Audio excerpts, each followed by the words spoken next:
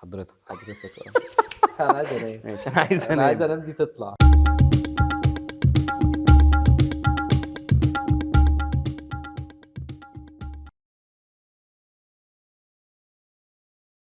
عارف، من يومين كان في تقرير نزل كده على الصادرات المصرية، تقرير سنوي لأعلى صادرات في مصر ونسبها ايه. مم. فأول حاجة مواد بناء، تاني حاجة مش عارف صناعات ايه، كيميائية، على كذا على كذا على كذا على كذا.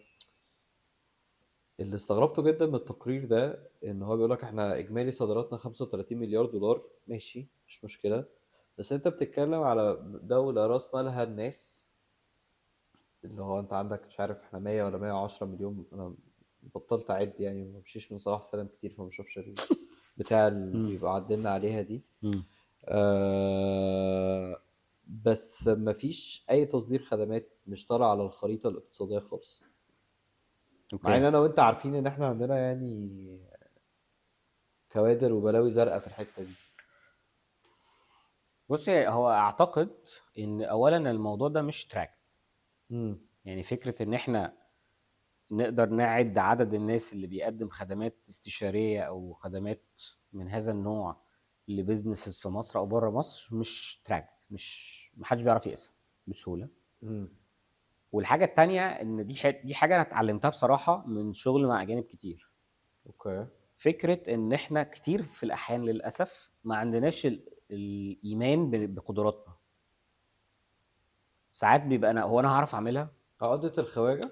حاجه زي كده، ان هم اشطر مني، اكيد هم عارفين احسن مني. لو انا هتقارن بحد من جنسيه تانية او من ثقافه تانية، لا مش عارف، اكيد هو هيعملها احسن مني. فبيبقى عندك الخوف من الجديد بقى، اللي هو the fear to feel to fail زي ما بيقولوا. انا خايف افشل وعارف ان انا عارف ان انا هفشل. فانت بنخش بالاعتقاد ده جوانا. عشان كده بتلاقي مثلا حد الهنود مسيطرين في حاجات كتير جدا. انا هم مش بحس احسن مننا على فكره. لا، هم يعني هم مش بس احسن مننا او موضوع نسبي، يعني انا ما بقدرش اقيس هم احسن ولا مش احسن. يعني ممكن انا بيج سكيل يكونوا احسن، ممكن انا سمولر سكيل يكونوا هم احسن برضه، الله اعلم. بس انا في حاجه بحس ان موضوع الكونسلتيشنز ده عامه، او الخدمات الاستشاريه او البروفيشنال سيرفيسز، حاجه مش في ثقافتنا، لا ان احنا نشتريها ولا ان احنا نبيعها.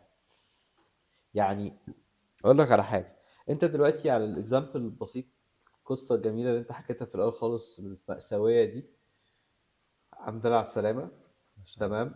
بس انت من الاول خالص انت اخدت المشروع، حطيت فلوس في خامات، جبت استلفت كاميرا، رحت كهربائي، جبت لمبة، عملت كل حاجه في الدنيا. مش هقول لك تجيب فوتوجرافر، مش هقول لك تجيب التيم العظيم اللي موجود ده، بس تروح لاستوديو داوود يا سيدي، فاهم، تقول له خد الحاجات دي عايزين نصورها.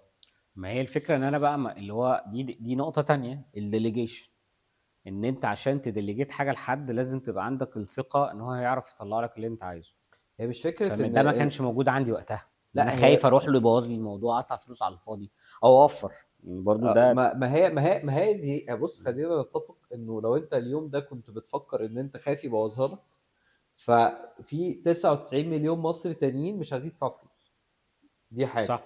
الحاجه التانيه انه اللي انا بشوفها، الناس بقى اللي بتفهم، الناس اللي شاطره ما يعني غالبا دول شغالين في شركات بيعملوا اللي هما بيعملوه عشان ياخدوا مرتب ثابت، لان هو شايف الناحيه التانيه برضو. عارف، هي معضله البيضه قبل الفرخه ولا الفرخه قبل البيض؟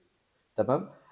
انت كعميل انك تشتري كونسلتيشن دي قليله جدا، تمام، وكحد خبير في حاجه شايف ان العميل ده مش هيدفع حاجه، فانت لا، انت هتركز في الوظيفه اللي هتدفع لك مرتب ثابت. فهمت قصدك. فاهم قصدي؟ بس فلا ده عايز يقدم الاستشاره، ولا ده لما بياخد استشاره بتنفعه، لان اللي بيفهم ما بيعملهاش. بص هقول لك، هو المشكله في حتتين بصراحه، امم النقطه دي مهمه قوي. المشكله في ان في ناس شاطره قوي جدا ومتفوقه جدا وعظيمه جدا وعندها نجاحات خياليه. وانا عشان انا اشتغلت فتره في شركات بتقدم السيرفيس اوف كونسلتيشن somehow، امم فشفت الجانب ده. اه وشفت قيمه ناس فعلا عارفه حاجات كتير جدا وتشوفها ناس عاديه جدا. اه وهتلاقي ناس عليها الضوء، ناس ما فيش. يعني اللي هو زي ما بيقولوا الصيت ولا الغنى، هو واحد اه واخد هايب ضخم جدا في قطاع معين او في مجال معين، مش لازم في مصر، في بلاد كتير. اه وهو لا يفقه شيء، ما عندوش الاكسبيرينس العمليه اللي هو فعلا لما يديك نصيحه او يسالك اسئله عشان يعرف المشكله فين، فيديك فعلا الاجابه اللي تتناسب مع احتياجك، اوكي. وبيرزع معلومات وخلاص. علشان انا عارف انا جامد جدا. والناس اللي عارفه ما بتعملش ده. ما بتعملش امم. ده مش هم خايفين من حاجه او ان هم مش عايزين يعملوا، ولكن هم اولا ما عندهمش وقت ان هم يعملوا امم. ده، لان هم بيعملوه اوريدي لما بيطلب منهم. ثانيا، جزء مهم جدا فيه ثقافه، ان انت كام في المية من الناس ما عندوش مشكله ان هو يدفع فلوس في نصيحه؟ تاني معلش، عيد السؤال تاني. كام في المية من الناس اللي موجوده في مجتمعنا او في البلاد اللي حوالينا ما عندوش المشكله ان هو يدي لك فلوس لمجرد يقعد معاك نص ساعه تنصحه؟ اه انا سمعت السؤال صح. كام؟ مفيش. لا ده نادرا انت، ده جدا. انت لو عايز دكتور بتكلم خالتك الاول. بالظبط، يعني بتعتمد على اللي هو بالظبط. الاقارب والمقربين والناس اللي تثق فيهم مش عشان. شرط ان هي تبقى دكتوره يعني لا، في لو عشان الاغلب. بس اه. بتاع حد تثق فيه، يعني اه انت فاهم. اللي هو انا هروح شغل جديد، انا هروح اسال ابويا. ماشي، بالظبط. ما هو باباك راجل كويس جدا وكل حاجه، بس هو باباك ما يعرفش حاجه عن طبيعه شغلك، ده في بس المفروض اجيال تسال راحت في منتور. الموضوع ده. انت فاهم ان اه انا بروح اشتغل الشغلانه اللي بابا قال لي عليها. صح. طب انت هتعرف يا ابني تعملها؟ اما ما اجرب بقى، اعرفش. يمكن لما لما اجرب اجرب اطلع يطلع اعرف. اعرف. انت فاهم. فهي دي فكره ان الكونسلتنت الصح هو عمره ما بيقول على نفسه كونسلتنت. والكونسلتيشن اندستري هي للاسف مش كتير من الناس بيدفع فيها فلوس. بص يعني أنا متفق معاك جدا ان الكونسلتنت صح ما بيقولش على نفسه كونسلتنت، بس انا بيتهيألي ان هو مؤخرا حصلت درجة كبيرة جدا من الوعي انه بدأت ناس تقول على نفسها كونسلتنتس كتير.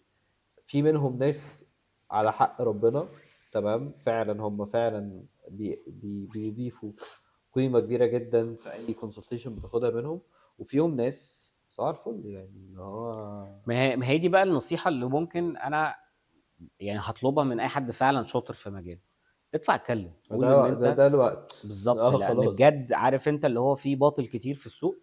انت دلوقتي مش وقت ان انت تجري وتبعد، او ان انت تقول لا انا السوق بايظ. لا، اطلع اتكلم وقول القيمه اللي عندك، لان صدقني في ناس كتير جدا بتبقى محتاجه القيمه دي وما تعرفكش، ما تعرفش توصل لك. على فكرة يعني انت يعني حتى ممكن اشكرك على الهوا ان انت من الاسباب الرئيسية اللي خلتني فعلا افكر في الموضوع ده. يمكن حاجتين، تشجيعك ودي حاجة، والحاجة التانية انه فعلا الواحد دمه بيتحرق جدا. يعني انا ببقى قاعد بالليل لا الاقي فاهم واحد طالع يتكلم عامل كورس المبيعات في 3 ايام، وعامل مش عارف تعالى هعلمك فنون البيع مش عارف ايه، البيع المباشر، هقول لك 10 حاجات تعملهم تقفل العميل في نص ساعة. يعني انا بدات احس اللي هو عارف بغيره على المهنه، اللي هو لو الشيء ده عارف انت الشيء ده كل ما بيتكلم بينرفزني. ناس فعلا مش هقول ان هم يفقهوا او لا يفقهوا، لكن بيتكلموا في قشور حاجات وباعت معاهم. صح. بالذات في زمن اللي هو دلوقتي السبوت لايت على الانفلونسر كانت عاليه جدا الفتره اللي فاتت، فكل حد عنده كلمتين بيقولهم. ده حقيقي، ويعني حتى كان ليا صديق شغال في مجال الريل استيت، كنا بنتكلم في الموضوع ده. هو امم. حد شاطر جدا في المجال، بس معروف في السوق الريل استيت، امم. مش معروف في اه الهايب بقى بتاعت السوشيال يبقى ميديا. شاطر فعلا. بالظبط. فيا ابني اطلع قول للناس، وضح للناس حاجه.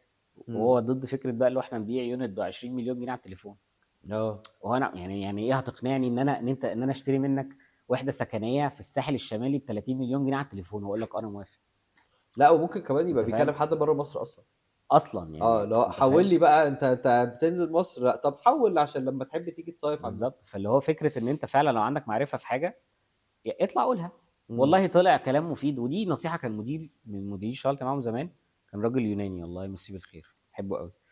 اتعلمت منه الموضوع ده، اللي هو قال لي لو انت عندك حاجه فعلا عايز تقولها قولها. هيحصل حاجه من الاثنين. اولا، امم. يا اما هتطلع مفيده للناس فالناس استفادت، يا اما هتطلع ملهاش اي 30 لازمه فتعرف انها ملهاش اي 30 لازمه، فانت عملت فاليديشن للنولج اللي عندك. اوكي. هتخليها بقى جواك، هتحس ان انت جامد جدا ومظلوم ومقهر ومتاكل حقك، وهتعيش في وهم. وانا لو كنت قلت بالظبط. ده يا ريتني كانت عارف انت اللي هو الفكره دي جت حد بس انا اه. ما عرفتش ولا هو قالها. اه. فاهمني. واطلع اتكلم ببساطه وانت مش مم. هتخسر حاجه. ما معلش محدش يعرفك يعني. بقى اطلع اتكلم، والله لو طلع اوكي. كلام مفيد هيوصل للناس. طلع كلام ماشي، بس ملوش اي انت كده 30 لازمه مش ممكن خلاص. تكون بتحط ناس ات ريسك، ان انت بتشجع ناس اكتر مش عارفين حاجه ان هم يطلعوا يتكلموا؟ الجمهور هيحكم بقى.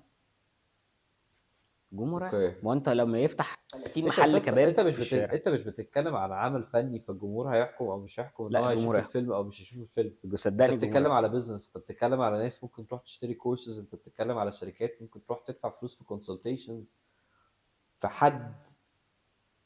ما هو انت الجمهور برضو، انا مصر على النقطه دي، الجمهور هيحكم، بس الجمهور هيحكم صح لما يشوف الكويس والوحش. المشكله ان الكويس قليل، او اللي ظاهر على ما هو السطح قليل. التشجيع اللي هيحصل ده يعني النسبة الأكتر اللي هتفولو تمام هيطلع ناس مش كويسة. هيطلع ناس مش كويسه، بس اه لما الناس تبتدي تشوف الاتنين هيقدر يميز الكويس من اللي مش كويس. اوكي فكره ان انت كل الاكل اللي انت بتاكله مش مستوي كويس او محروق، فانت طعم بقك هتحس ان الاكل ده الطبيعي بتاع الاكل. اه انت ما دقتش الاكل المستوي كويس، فطعم المراره بتاعت الاكل المحروق هتحس انها عارف الطبيعي. انت زي مثلا حد يقول لك انا ما بحبش المستكة خالص طب انت عمرك جربتها يا ابني؟ يقول لك جربها بقى حد بهيم مثلا مثلا او اكله البان دكر فاهمه انه مستكة. مثلا بجد هو بتحصل. اه فانت لا، شو يور فاليو، وري الحاجات اللي عندك بحيث الناس تشوف المعرفه دي وتقدر تقرر. وفي نفس الوقت توصل، ديليجيت جزء من الحاجات دي للناس الشاطره، والشاطر بيتعرف بصراحه، مم. ومفيش حد بيقول على نفسه شاطر، الناس هي اللي بتقول، الناس هي اللي هتحكم. انا بقول على نفسي شاطر. ماشي، يعني مش هتقولها دايما، انت ممكن تقولها لاستراتيجيه معينه او لسبب معين، بس مش هتطلع تتعامل بقى لا انا احسن واحد في البيئه، انا احسن واحد، مش تعملها. مفيش حد شاطر بيعمل كده. مم. حتى لو قال ان هو انا بعمل كده، هو بيبقى قاصد ان هو يبقى بيرد على ناس معينه او بيعمل حاجه معينه. بس مفيش حد فعلا شاطر وبيطلع قماش على حق ربنا هيطلع كل شويه يعيد ويزيد في ان انا جامد جدا. ما اوكي عندكش وقت اصلا تعمل ده اه اساسا في الشغلانه نفسها. فاهم قصدي. فاهم؟ فاختار الناس الصح، اختار الناس اللي فعلا بتسال، لان الشاطر هو اللي بيسال مش اللي بياخد المعلومه ويمشي. لو ما مم. سالكش يبقى مش عارف. و...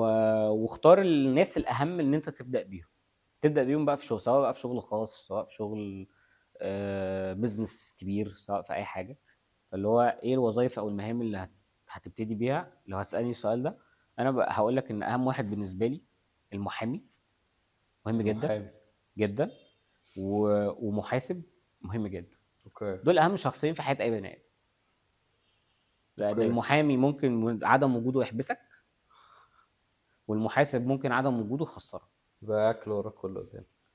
فدول مم. اهم اتنين، اهم من اي حاجه. ولو انت ما عندكش اي معرفه فيهم، انت رحت في الباي باي. لو معكش حد بقى يساعدك، انت رحت في الباي باي، مش عارف تجيب. مم. فدول اهم اتنين. يعني دايما الناس تسالني ايه اهم وظيفه بتعينها، مش عارف ايه. الاتنين دول مهمين جدا. قبل اي ما تبدا اي حاجه، حط الاستراكشر للحاجتين دول. اي حاجه تانية سهله. اوكي احنا كنا بنتكلم عن الديليجيشن واهميته.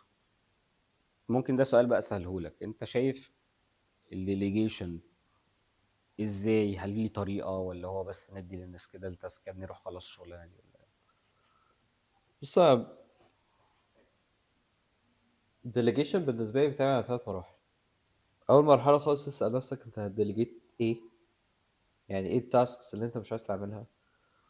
وانا عايز ارجع لنقطه انت قلتها واتكلمنا فيها ان هو دايما احنا بنديليجيت علشان احنا مش فاهمين الحاجه. لا انا ببص لنوع تاني من الديليجيشن بيكون مهم قوي. انت ممكن تبقى بتعملها كويس جدا بس you have to delegate، انت لازم تديليجيت. يعني على سبيل المثال مثلا احنا بنشطب مكتب جديد تمام. انا ما اعرفش اقف مع الصناعيه، ما اعرفش اقف مع الكهربائي واقف مع بتاع الموكيت والنقاش واقول له اعمل دي بيضه واعمل دي كذا. مهم قوي وسهله، عملتها شطبت بيتنا قبل كده فبعرف اقف مع العمال. بس هو مش معنى إن انا بعرف اعملها ان انا هعملها. لا، انا عندي حاجات لازم انت تبقى عندك كده درجه من الوعي ان انت تبقى عارف في الاخر ايه اللي بياكل عيش وايه المفيد وايه اللي بيجيب فلوس. ايه اللي انت ما ينفعش تديه لحد غيرك يعمله، وايه اللي انت عارف لازم تسيبه، لازم نسيبه. عارف الافيه ده، لازم نسيبه ما ينفعش نعمله خالص. مهم. فاول حاجه هتديليجيت ايه، تاني حاجه هتديليجيت لمين. هل الشخص ده فعلا كفء ان هو يعمل الموضوع. ودي مشكله كبيره جدا الناس بتقع فيها. انت لو عارف بقى الكلام ده اكيد ناس كتير قوي عارفاه ان هو انت هتخلي الشخص اللي يعمل المهمة دي حد من أهل صحابك بقى الثقة ولا اهل المعرفه. ولا أهل العلم ولا مم. أهل الثقة اللي هو الحوار الأزلي يعني. مم. طبعا لو عارف انت بقى ايه تقول لا لازم الاثنين، يقول لك لا ما اختار واحده، ده سؤال بقى اذا بتحب بابا اكتر ولا ماما اكتر يا سيدي الاثنين. لا ما هو انت فعلا في حاجات لو هتسندها لحد تاني يبقى اهل ثقه واهل معرفه، يعني لازم يبقى فاهم هو هيعمل ايه وانت تبقى واثق فيه. تالت حاجه دي اهم حاجه للناس كتيره قوي ما بتاخدش بالها منها، هتفولو اب عليه ازاي، مم. هتراجعه ازاي. انه ناس كتير قوي بت... وانا كنت بغلط الغلطه دي، ان انا خلاص الشخص ده بيفهم وواثق فيه، انا هديله المهمه دي يعملها هو وخلاص يعني شكرا على كده. ولكن مع تجارب كتير اكتشفت ان لا، عنصر الفولو اب ان انا ارجع اراجعه واقول له عملت ايه وان انا ابقى متابع معاه من بعيد، ده مهم جدا. هو قد يكون مش هقول لك الاهم، بس يعني مش هتقفلها الا كده. صح، موافق جدا بصراحه. يعني اعتقد ده برضو من الحاجات اللي يعني فعلا اللي هو مفيش حاجه هتمشي إلا لما انت تفولو اب عليها. ما فيش حد، مش هقول لك محدش هيبقى قلبه على الحاجة زيك او اكتر منك، او مش فكرة كده. ومهما يكون الناس عندها ضمير ومهما يكون الناس، بس انت في الاخر ده مشروعك انت، ده شغلك انت، انت اللي عارف الصورة النهائية شكلها يكون عامل ازاي. عامل مم. زي المخرج كده. مم. تمام. ما ينفعش يقول والله انا اديت للراجل بتاع التصوير شغله وقلت للممثل يعمل ايه ويعملوا ايه، خلاص يا جماعه جمعوا الشغل بقى وتعالوا لي اخر السنه ان وانا هشوفكم بقى في السينما. شاء الله. لا، انت لازم تجمع، انت اللي هتجمع الشغل ده كله منهم صح. وتقف عليه لحد لما ت... بتاع المونتاج يخلص وبتاع الصوت يخلص وكل حاجه تركب وتشوفها الاول وبعد كده تنزل. فلو مم. انت قلت خلاص والله انا جايب احسن مدير تصوير واحسن مونتير واحسن مش عارف ايه، ما هو الكلام ده كله في الاخر مش هيطلع لك حاجه كامله. صح. كل واحد هيخلص شغله وهيقف عنده. صح. وممكن يعني بيلد اب على ده فكره الديليجيشن لما بيجي وراه فولو اب. هيبقى في نقطه مهمه جدا ان احيانا لما بنيجي نعمل ديليجيشن لحد ما بيبقاش عندنا او ما بنقدرش نبريفهم صح. ساعات في ظل بقى الانشغال اللي ممكن الناس تبقى فيه، فممكن تطلب مني حاجه انا ما بقاش فاهم اللي في دماغك كله، ويوصلني حاجه معينه فاشتغل بشكل غير اللي انت متوقعه. مم. فالديليجيشن ده من جزء من ادواره، مش بس ان انت تفولو اب على الحاجه خلصت او لا، ولكن تبقى متابع طريقه تنفيذها وتبقى شايف الريزلت النهائي متوقع انها تطلع، هل مش فعلا اللي هتلحق انت حاجه عايزه من او لا. الاول خالص، ما مش بالظبط. هسيبك تخلص نص المشروع بعد كده ارجع اقول لك عيد تاني. صح بالظبط. ف فديليجيشن فولو اب. ممكن نزود حاجه كمان بعد الفولو اب او معاها، كوتشنج. اعتقد دي مهمه جدا، خصوصا في حاله لو انت بتديليجيت التاسك اللي عندك لحد عنده جزء من المعرفه. يعني مش السينيور اللي هو فعلا هيشيل الموضوع ينفذه للاخر وهيبقى عنده كل التفاصيل، ولكن ممكن يبقى في حد ميد ليفل او حتى لو سينيور بس سينيوريتي ليفل اقل منك. لا لازم تكوتشن. لا هو عملها غلط او عملها بشكل غير انت متوقع، فهتضطر ان انت تقول له لا المفروض نعمل 1 2 3، خلي بالك من كذا، وانت تعمل كذا هيحصل كذا، فتيك كير اوف مش عارف ايه. فالتلاته مع بعض لما بتضربوا في الخلاط النتائج اعتقد هتبقى مبهره. او مش اعتقد يعني، لان ده حصل معايا انا وانا بفتكر معاك يا حد بتكلم. لما فعلا عملت الثلاث حاجات دول مع حد في تيم عندي مع كذا حد، لا النتائج فعلا بتبقى مرضيه جدا بالنسبه لي وخلاص مفيش حاجه محتاجه تتعاد. مم. ولكن لما بديليجيت بقى اسيبه وبرجع بلاقي مصيبه يعني. المشكله يعني يعني بتخسرك ناس، انه ممكن يكون حد شاطر جدا وفعلا بذل مجهود خرافي، وهنا بتبقى مشكله. صح. انا محتاج اصدمك ان الشغل ده يتعاد. هيتعاد فهو مش هيبقى اه طايقك فهيسيبك ويمشي اصلا. بالظبط. وهتبدا هتبدا الناس تبقى ممكن تبقى بتحبك جدا وشايفه انك شاطر جدا ولكن بتسوحها وانت صح. فعلا مسوحها. صح. بس فكده فالدرس اللي انا اتعلمته من الحادثه حادثه المشروع العظيم الديليجيشن. خالد. خالد، عايزين خالد، خالد في حياتنا دايما. شكرا يا خالد. شكرا يا خالد، شكرا. ماشي، شكرا يا طبعا بيه مستر انا محمد. انبسطت ان احنا اتكلمنا النهارده، انا كان سعيد يوم جدا. عظيم وفي حاجات كتير دردشنا فيها. واعتقد قدرنا يعني نربط الحاجات اللي حصلت في حياتك او في حياتي بالشغل بقى. واعتقد الدروس بقت مور كورليتد ببعض يعني. يعني هو كانت قعدة جميلة جدا بصراحة، أنا انبسطت عامة وشكرا جدا حضرتك. لحضرتك. أنا عايز أنام. ماشي انا عايز أنا عايز انام. أنام دي تطلع. اه يعني. ماشي.